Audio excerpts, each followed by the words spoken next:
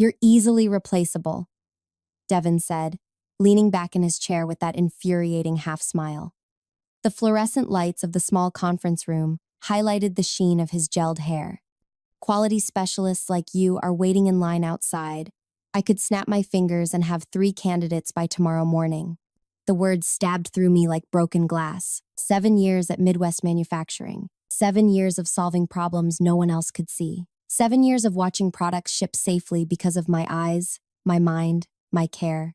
Your performance metrics are adequate, he continued, sliding a paper across the table. Hence the standard 1% adjustment in compensation. 1%. After I'd personally identified the micro flaw in the R7 model that would have caused catastrophic failures in hospitals nationwide. After my inspection, protocol improvements had saved the company millions in potential recalls just last quarter. Something to say, Willa? Devin asked, noticing my white knuckles gripping the edge of the table. I reached into my bag and pulled out an envelope I'd prepared just in case. Hope for the best, plan for the worst. My grandmother's motto. Find someone else then, I said, my voice steadier than I expected. I placed my resignation letter before him. As per company policy, I'm giving 2 weeks' notice. Devin barely glanced at it. 2 weeks won't be necessary. We can process your departure today. There's an attachment, I said, nodding toward the second paper beneath my resignation. A transition guide. He didn't even look. We'll manage. Clear your desk by 5. 3 hours later, I walked out the main entrance. A small box of belongings in my arms. Security watched as I loaded them into my car, as if I might suddenly decide to steal industrial secrets after 7 loyal years. The attachment remained unread on Devin's desk. By the time anyone would think to look at it, I'd be long gone. What they didn't know was what I'd set in motion. What they couldn't possibly understand was exactly how irreplaceable I truly was. And in exactly 13 days, they were going to learn the hard way. If you're enjoying this story so far, take a second to like this video and subscribe to the channel. Trust me. You'll want to hear how this plays out. Leave a comment with what you think happens next. I bet you won't see the real ending coming. My name is Willa Bryce, and until 3 hours ago, I was the Senior Quality Control Specialist at Midwest Manufacturing. Not the most glamorous title, but it was mine. I earned it. Growing up as the only child of a watchmaker in a small town had its advantages. Dad taught me to see the world differently, to notice the tiniest details others missed. While other kids played video games, I learned to disassemble and reassemble pocket watches blindfolded. When something broke in our house, I was the one who fixed it, analyzing the failure points and improving the design when I put it back together. People called me peculiar. Teachers said I was too precise and needed to loosen up.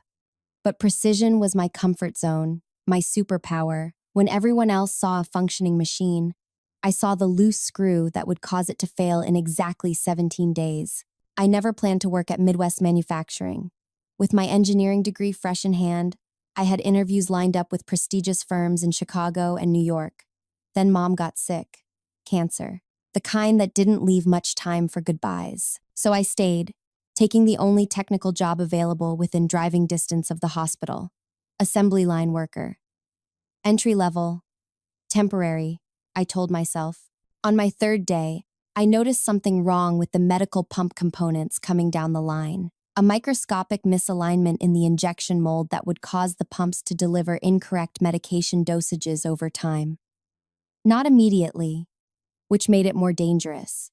The failure would occur after months of normal operation, when everyone trusted the equipment implicitly. I reported it to my supervisor, Tara. She ignored me.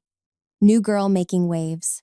I tried the floor manager, who told me to stay in my lane. Finally, I wrote a detailed analysis and slipped it under the plant manager's door.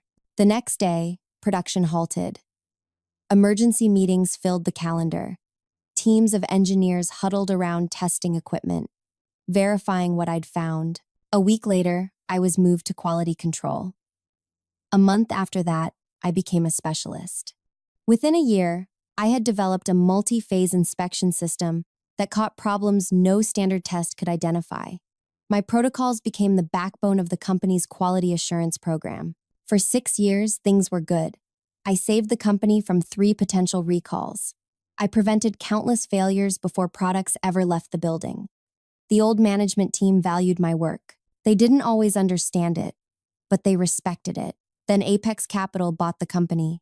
New executives, new priorities, new buzzwords like streamlining and overhead reduction, and a new HR director named Devin Powell, with his MBA and his spreadsheets, and his complete inability to understand what actually happened on the production floor. From his first week, Devin had targeted my department.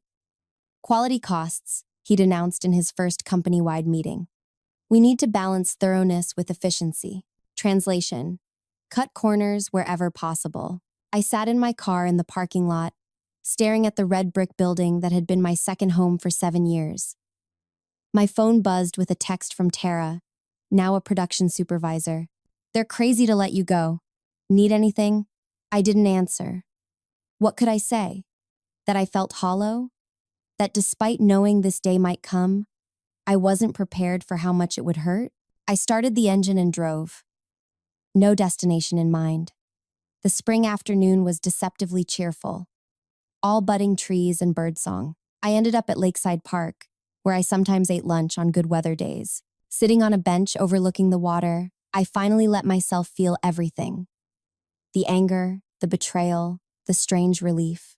7 years of my life, dismissed in 3 minutes.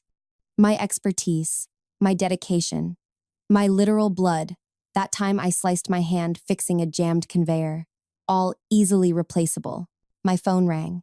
Unknown number. I let it go to voicemail. Then it rang again. Same number. Then again. Finally, I answered. "Willa?" "It's Chen from engineering." His voice was tight, stressed. "There's something wrong with the new shipment tests. The protocols are giving inconsistent results." I almost laughed. "I don't work there anymore, Chen." "What? Since when?" "Since about 2 hours ago." Devin decided I'm easily replaceable. Silence on the line. "But the Northside Hospital order ships tomorrow. We need your sign-off." "Not my problem anymore." "Call Devin." I hung up, a strange lightness filling my chest. Not my problem. For the first time in 7 years, whatever crisis erupted at Midwest Manufacturing would be someone else's responsibility. My phone immediately buzzed with texts. "Chen. Please call me back. This is serious." "Tara. The QC team is panicking." "What did you do?" "Lynn from production. Did you change the testing parameters before leaving?" I turned off my phone and watched the lake ripple in the breeze. They would figure it out. Or they wouldn't. Either way, I was free. That evening, I poured myself a glass of wine and did something I hadn't done in years. Absolutely nothing. No reports to review. No procedures to update. No midnight calls about production line emergencies. I slept for 10 hours straight. When I turned my phone back on the next morning, I had 27 missed calls and 43 text messages. Most from Midwest Manufacturing employees. 3 from Devin himself. His voicemail was terse. "Willa. Call me immediately regarding the testing protocols. This is urgent." The satisfaction I felt was probably petty. Okay, definitely petty.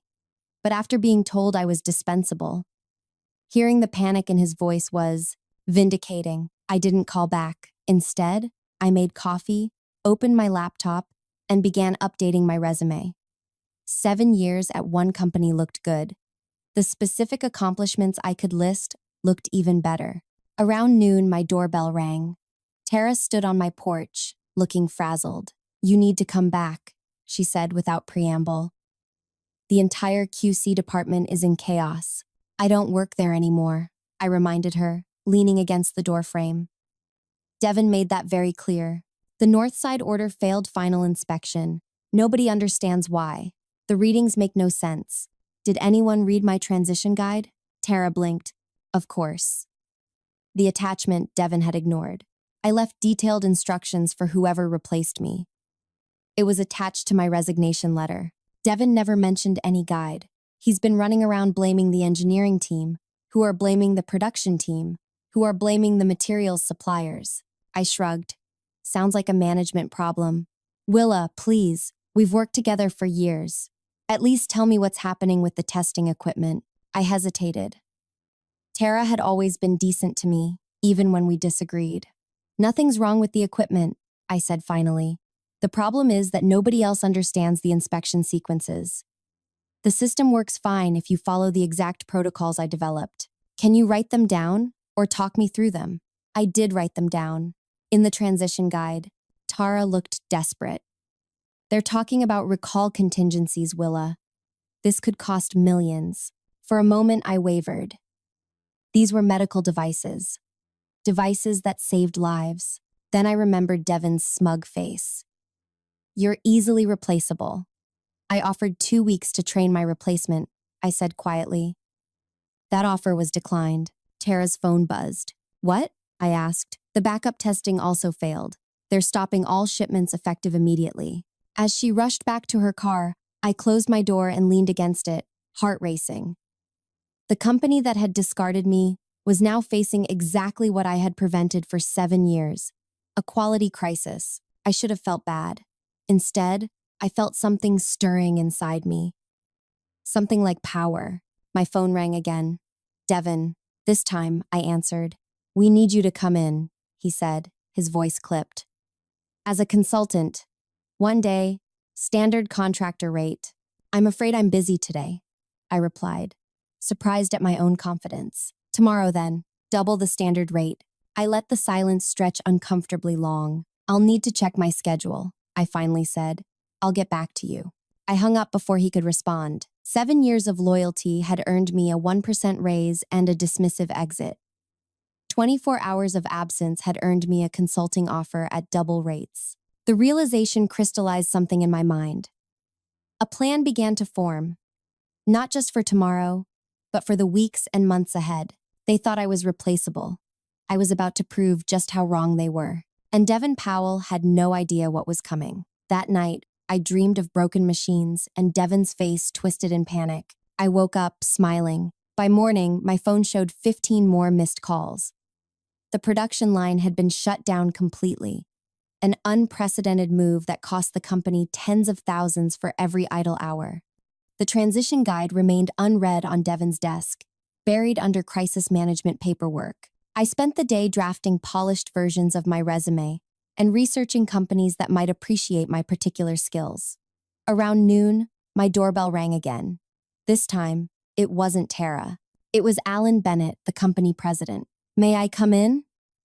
He asked, standing awkwardly on my porch in his tailored suit, looking distinctly out of place in my modest neighborhood. I hesitated, then stepped aside. Alan had always been fair in our limited interactions. Before Apex Capital's takeover, he'd personally thanked me after I'd prevented the R7 model disaster. Coffee? I offered, leading him to my small kitchen table. Please. He looked exhausted, with dark circles under his eyes, and his usually immaculate silver hair slightly disheveled. As I prepared the coffee, he cleared his throat. I only learned about your departure yesterday evening. Interesting, I replied, keeping my tone neutral, since it happened 2 days ago. Devon didn't inform senior management until the production issues became impossible to hide. Alan accepted the mug I offered. Willa, I'll be direct. We need you back. As a consultant, for double the standard rate, I quoted Devon's offer. Alan winced. I'm not here to offer you a consulting position. I'm here to offer you your job back, with a significant adjustment to your compensation and title. He slid a folder across my table. Inside was an employment contract for Director of Quality Assurance, with a salary nearly triple my previous one. You'd report directly to me, Alan continued, complete authority over your department. And, he hesitated, Devon has been instructed to issue a formal apology. I sipped my coffee, letting the silence grow uncomfortable. What exactly is happening at the plant? I finally asked. Alan's professional composure cracked slightly. 3 failed inspections. Production completely halted. The North Side order, worth nearly $7 million, is in jeopardy. Nobody understands your quality verification system well enough to troubleshoot it. Did anyone read my transition guide? Alan blinked. What guide? I almost laughed. The attachment to my resignation letter. It contained detailed instructions for whoever took over my position. I've never seen any guide. Devin said you left without any knowledge transfer. Now I did laugh, a short, bitter sound. Of course he did. Is there a copy you could provide? Alan asked, leaning forward. I have one, I admitted. But I'm curious. What happens if I decline your offer? Alan set down his coffee mug with deliberate care. Conservatively, a recall of 6 months' worth of production, potential lawsuits, significant layoffs at the plant while we rebuild our quality protocols from scratch. The weight of his words hung in the air. Hundreds of people worked at that plant. People like Tara and Chen, who had always treated me with respect. People with families and mortgages and dreams. I need time to consider, I said. Alan nodded and stood. 24 hours. Please. He handed me his card with his personal cell number scrawled on the back. Call me directly with your decision. After he left, I sat at my kitchen table for a long time, staring at the employment contract. The salary was impressive. The title, validating. But something felt wrong about the whole situation. My phone buzzed with a text from an unknown number. This is Kelsey from accounting. Just heard what happened. Before you decide anything, you should know Devin's been telling everyone you sabotaged the QC systems before leaving. Thought you should know. I felt a cold fury building inside me. Sabotage? After 7 years of protecting that company from exactly that kind of disaster? I picked up my phone and dialed Alan's number. I'll come in tomorrow, I said when he answered. Not as an employee, as a consultant. 1 day only. Standard rate. Willa. Those are my terms. I'll help resolve the current crisis. After that, we can discuss future arrangements. A pause. Agreed. The next morning, I dressed with unusual care. Charcoal slacks, crisp white blouse. The good blazer I saved for special occasions. I swept my normally practical ponytail into a sleek chignon and applied makeup with precision. If I was walking back into that building, I would do it on my terms, looking nothing like the shell-shocked woman who had carried her personal items out in a box 3 days earlier. The security guard did a double take when I arrived, hastily checking his clipboard before waving me through. In the lobby, Alan was waiting with Tara and Jin from engineering.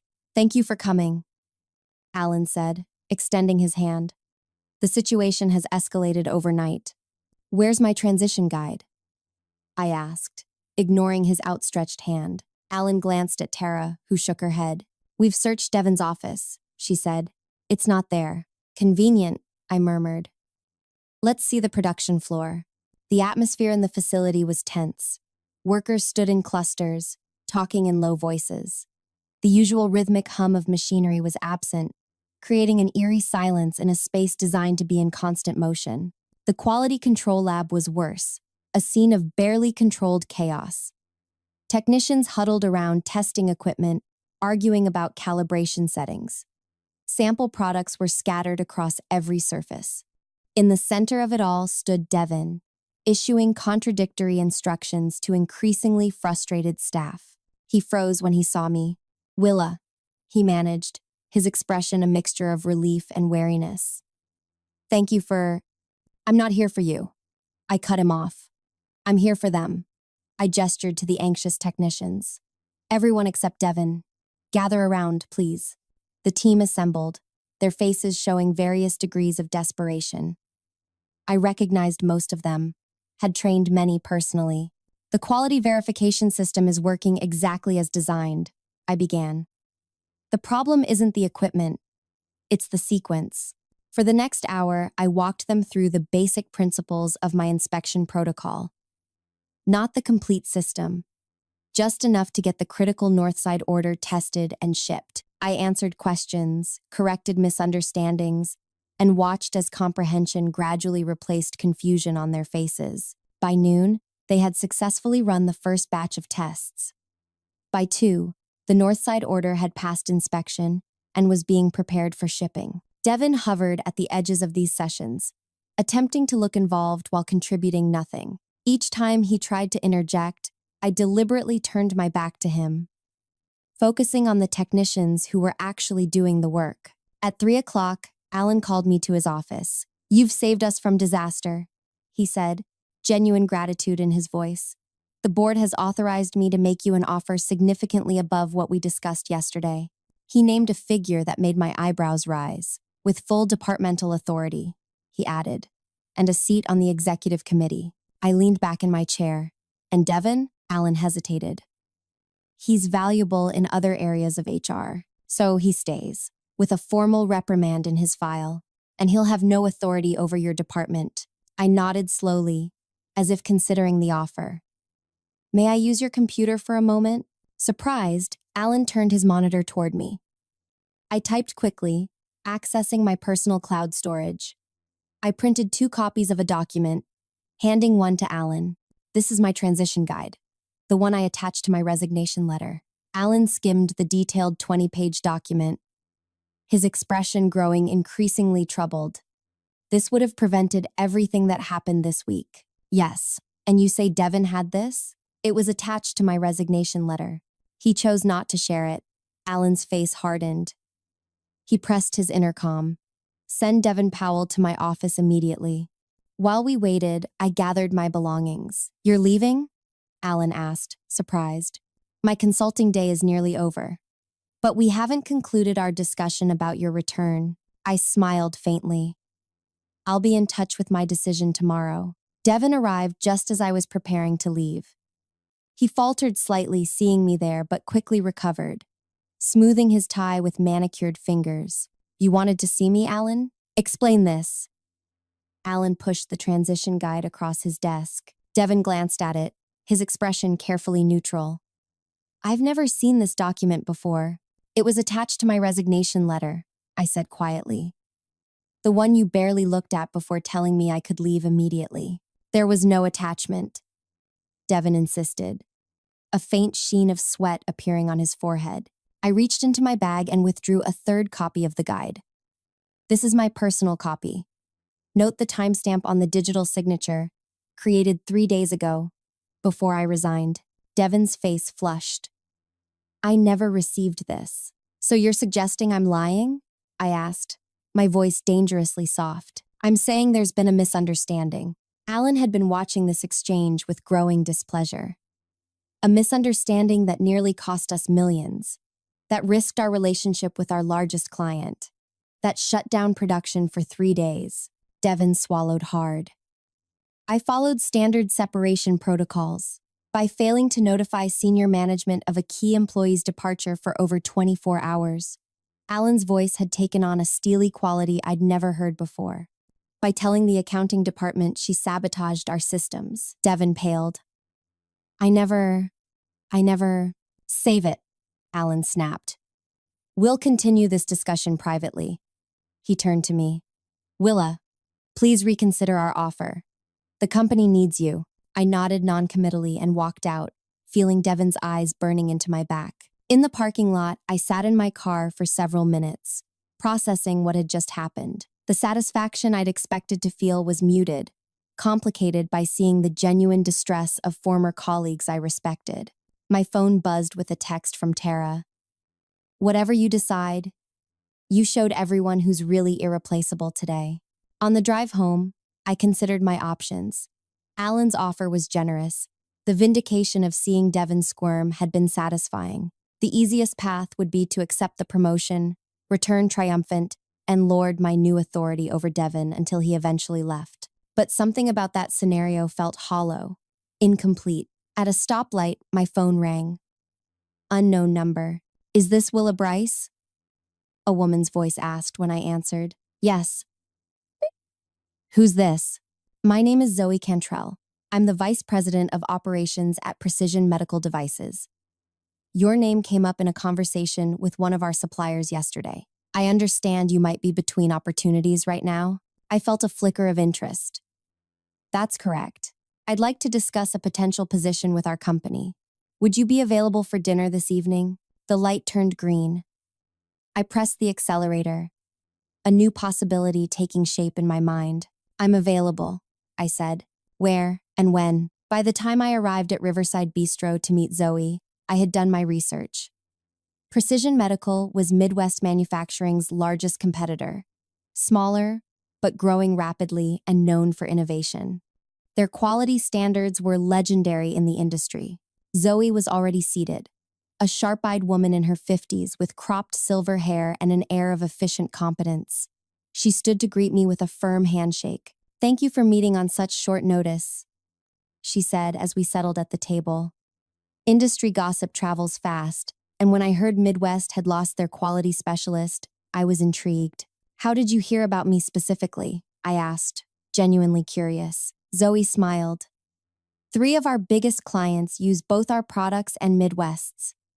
They've mentioned for years that Midwest's quality verification was exceptional, better than the industry standard. When those same clients called yesterday in a panic because Midwest had halted shipments due to quality concerns, I started asking questions. Our conversation flowed easily. Zoe asked intelligent questions about my processes and listened intently to my answers. By dessert, she had outlined a position that seemed tailor-made for my skills: Director of Quality Systems, reporting directly to her, with a team of specialists under my direction. "The salary is competitive," she said, sliding a folder across the table. I opened it and nearly choked on my coffee. The figure was 20% higher than Alan's already generous offer. "This seems exceptional," I managed. "We value exceptional people," Zoe replied simply, "and we'd like you to bring your quality verification system to us exclusively." The implications sank in slowly. "You want my inspection protocols. We want you. The protocols come with you. We're prepared to patent them in your name, with you as the primary beneficiary of any licensing agreements." My mind raced with possibilities. My inspection system, formally recognized and protected. My name on the patents. "I should tell you," I said carefully, "that Midwest has made me a substantial offer to return." Zoe nodded, unsurprised. "Of course they have. They're desperate. But I have to ask, after they dismissed you as easily replaceable, do you really want to go back? Even with more money and a better title, you'll always be the person they only valued after they lost you." Her words hit me with unexpected force.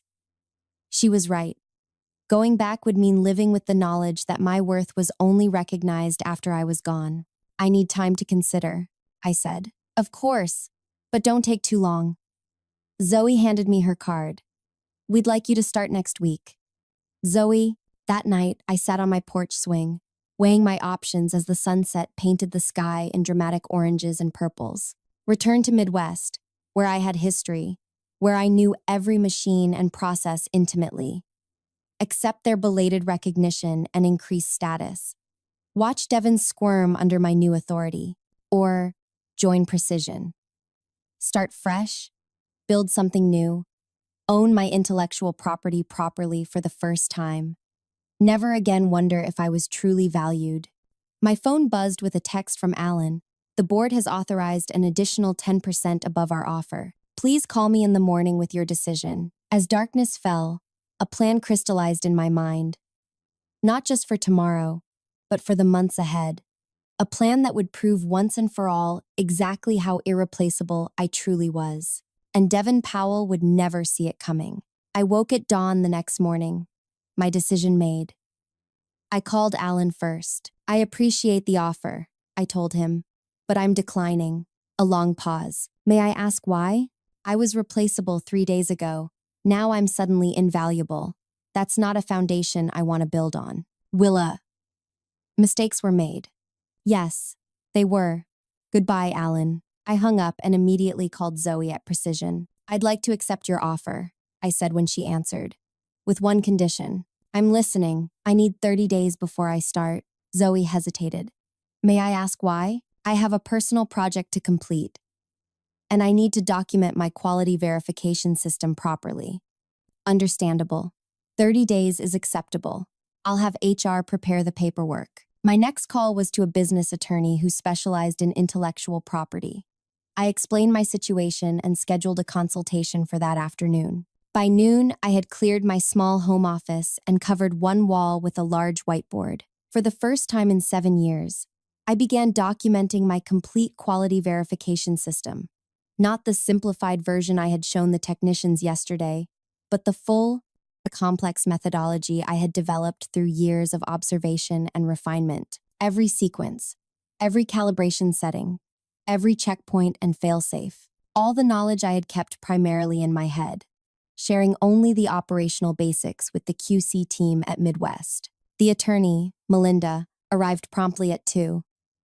I explained my situation while she took careful notes. So, you developed this quality verification system while employed at Midwest Manufacturing, she clarified. Yes, but it wasn't part of my job description. I was hired as a line worker and later promoted to quality control. Creating a new inspection methodology wasn't in my contracted duties. Melinda considered this. That creates an interesting gray area. Did you ever sign an intellectual property agreement? I shook my head. My original employment contract was basic. When I was promoted, the title and compensation changed, but nothing else. And your system isn't documented in company materials? Only partially. Basic operational guidelines, not the underlying methodology. She made a final note. We have grounds to file for patent protection in your name. There will likely be a challenge from Midwest, but their position is weakened by their failure to properly document and secure your work while you were employed there. For the next week, I worked with Melinda to file preliminary patent applications for my quality verification system. We carved it into distinct processes, each potentially patentable on its own. By Friday, the first filings were complete. Meanwhile, I fielded daily calls from Alan, each more desperate than the last. I let most go to voicemail, but answered one on day 6. The production line is still down, he said without preamble.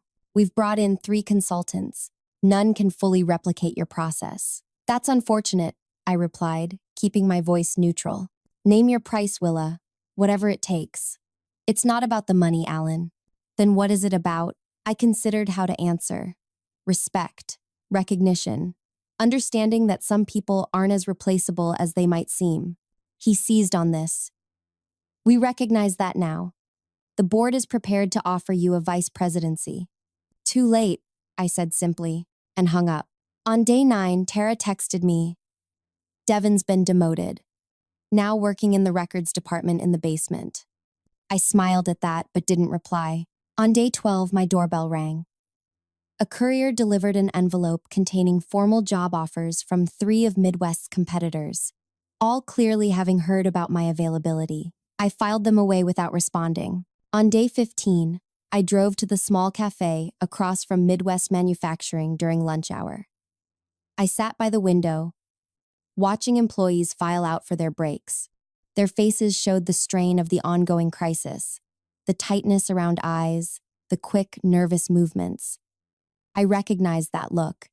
It was the expression of people worried about their futures, their jobs. Guilt nagged at me. My quarrel wasn't with the line workers or engineers. They weren't responsible for Devin's actions or the company's failure to value my contribution until it was too late. Tara spotted me through the window and came inside, sliding into the seat across from me. You look well, she said, studying my face. Better than the rest of us. How bad is it? I asked. She sighed heavily. Production's partially restarted, but quality rejections are through the roof. We're shipping at maybe 30% capacity. The board is meeting daily. Rumors about layoffs are everywhere. My stomach tightened. I'm sorry to hear that. I'm sorry to hear that. Are you? Her tone wasn't accusatory, just tired. You could fix this, Willa. You could save hundreds of jobs. That's not my responsibility anymore. Maybe not. But these people have families, mortgages. They didn't do anything wrong. She left before I could respond, leaving me with an uncomfortable weight in my chest. That evening, I stared at my whiteboard, at the detailed documentation of my life's work. Was I punishing the wrong people? Was my revenge against Devin and the company that undervalued me hurting innocent bystanders? I called Zoe. I have a hypothetical question, I said when she answered. If I were to license my quality verification system to other companies while working for Precision, would that be acceptable? A thoughtful pause. Ordinarily no, but in your case, it might be arranged. Under certain conditions. What are you thinking? I'm thinking about the human cost of what's happening at Midwest. Ah, she understood immediately. You're concerned about the workers. Yes, a limited licensing arrangement might be possible. But Willa, don't give away what you've earned. Whatever you decide, make sure it's on your terms. Her words stayed with me as I formulated the next phase of my plan. On day 17, I called Alan and requested a meeting. Not at Midwest, but at a neutral location, a conference room at the downtown library. He agreed immediately. When we met the following morning, I brought Melinda with me. Alan arrived with Midwest's corporate counsel, a nervous-looking man named Grant. "Thank you for meeting," Alan began, looking haggard. Dark circles shadowed his eyes, and his normally impeccable suit appeared slept in. "We're prepared to discuss any terms." I held up my hand. "I'm not here to negotiate employment. I've accepted a position with Precision Medical Devices." Alan's face fell. Grant shifted uncomfortably in his chair. "However," I continued, "I'm prepared to offer Midwest Manufacturing a licensing agreement for my quality verification system." I slid copies of my patent applications across the table. Grant picked one up, skimming it with growing alarm. "You've filed for patents?" he asked, his voice strained. "Yes. My attorney can explain the legal basis for my ownership claim." Melinda outlined our position calmly and methodically. As she spoke, Grant's expression shifted from disbelief to resignation. "The licensing terms are non-negotiable," I said when she finished. 20% of the system's demonstrated annual value to Midwest, calculated as the difference between your current rejection rates and the rates achieved under my system. Initial term of 5 years, renewable at my discretion." Alan looked stunned. "That could be millions." "Yes, it could. The board will never agree." I gathered my papers. "Then I wish you luck finding another solution." "Wait," Alan said quickly. "What about the workers? The people who depend on those jobs?" I met his gaze steadily. "That's why I'm offering a license at all, instead of simply walking away. But I won't undervalue my work again. 20% is fair. It's your choice." As we left the meeting, Melinda smiled. "That was impressively done. They'll accept." "How can you be sure?" "Because they have no choice, and they know it." 3 days later, Grant called Melinda. The board had approved my terms. The licensing agreement would be ready for signature within the week. On day 25, I received a text from an unknown number. "This is Kelsey from accounting again. Thought you'd want to know. Devin's been assigned to administer your licensing payments. He's furious but can't refuse the assignment." I laughed out loud at the perfect poetry of it. The man who had deemed me easily replaceable would now spend his days calculating and processing payments that recognized my irreplaceable value.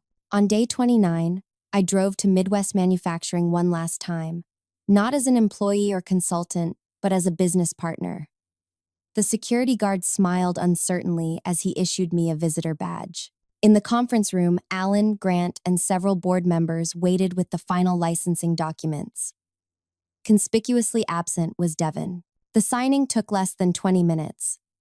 As we concluded, I asked casually, "Will Devin be managing the licensing relationship?" Alan looked uncomfortable. "Yes. He's been reassigned to vendor management." "Perfect," I said, smiling. "I look forward to our quarterly reviews." As I walked through the production floor toward the exit, I saw the line workers watching me curiously. Production had resumed at partial capacity, with the first implementation of my licensed system underway. Near the quality control lab, I spotted Tara supervising a testing sequence. She approached me, arms folded. "So, you found a way to help without coming back." It seemed like the best solution for everyone. She studied me for a moment, then nodded slowly. "The company underestimated you in every possible way, didn't they?" "They did." "Will you be back to oversee the implementation?" "No, the documentation is comprehensive, and I start my new job on Monday." Tara extended her hand. "Good luck, Willa, and thank you for not burning it all down." "You could have." I shook her hand, surprised by the sudden tightness in my throat. "Take care of them," I said, nodding toward the workers on the line. "I will." As I walked to the main exit, a familiar figure emerged from a side corridor. "Devin, carrying a stack of folders, his formerly pristine appearance now rumpled and harried. He froze when he saw me. For a moment, we just looked at each other. I saw the recognition in his eyes, the dawning understanding of exactly how thoroughly he had misjudged me. "Hello, Devin," I said pleasantly. "I understand we'll be working together on the licensing agreement." He swallowed hard. "Yes, that's correct. I look forward to our first quarterly review. I'll need detailed reports on implementation progress, quality metrics, and of course, accurate calculations of the licensing fees." "Of course," he muttered. "You'll find all the instructions in the documentation. I'm sure someone as capable as you won't have any trouble following them." His face flushed at the deliberate echo of his dismissive attitude toward me. "One more thing," I added, unable to resist the final twist of the knife. "Do you remember what you said to me during my last performance review?" He looked away. "I said many things. You said I was easily replaceable. That quality specialists like me were waiting in line outside." I stepped closer, lowering my voice. "How's the search for my replacement going, Devin?" He had no answer. "For the next 5 years, minimum, you'll be processing payments to me that will likely exceed your annual salary. Each quarter, you'll document exactly how essential my work is to this company's survival. And every time you sign one of those reports, I want you to remember what you said to me in that conference room." I stepped back, smiling pleasantly. "Have a nice day." As I walked out into the sunshine, a weight I hadn't realized I was carrying lifted from my shoulders. My revenge wasn't about destroying Midwest or even ruining Devin's career. It was about establishing my true value, on my terms. On Monday morning, I started at Precision, bringing my expertise to a company that recognized its worth from the beginning. Within 6 months, I had built a team that implemented enhanced versions of my quality systems, pushing Precision standards even higher. Meanwhile, Midwest struggled to rebuild. Their products shipped again, but at reduced capacity and higher costs, 20% of which came to me quarterly in checks signed by Devin Powell. By year's end, Precision had captured 15% of Midwest's market share. Analysts pointed to our superior quality controls as the differentiating factor.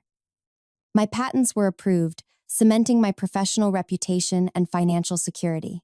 At the industry's annual conference, I ran into Alan. He looked aged beyond the single year that had passed. "You could have destroyed us," he said quietly during a break between sessions. "That was never my goal." "What was your goal then?" I considered the question carefully. "To be valued appropriately. To never again be considered easily replaceable." He nodded slowly. "Mission accomplished, I'd say." Devin submits his quarterly reports on your licensing agreement with remarkable thoroughness. I think it's the only part of his job he actually fears getting wrong. I smiled at that. The perfect punishment for the man who had dismissed my precision and attention to detail. Being forced to apply those same qualities to calculating my value, quarter after quarter, year after year. Sometimes the most satisfying revenge isn't destroying your enemies. It's forcing them to acknowledge your worth, over and over again, while you move forward into something better. As for me, I'm no longer worried about being replaceable. I've built something that speaks for itself, a legacy of quality that bears my name and my patents. My systems protect patients in hospitals across the country. My team at Precision treats me with the respect I've earned. And every 3 months, I receive a reminder of how wrong Devin was, in the form of a check that grows larger each quarter, as the licensing terms capture the true value of what I created. That's the thing about being irreplaceable. Once you truly understand your worth, no one can ever take it away from you again. If this story resonated with you, I'd love to hear about a time when someone underestimated your value and how you proved them wrong. Hit the like button if you've ever wanted to show someone exactly how irreplaceable you really are, and subscribe for more stories about getting the recognition you deserve. Remember, sometimes the best revenge isn't just walking away. It's succeeding so spectacularly that they never forget what they lost.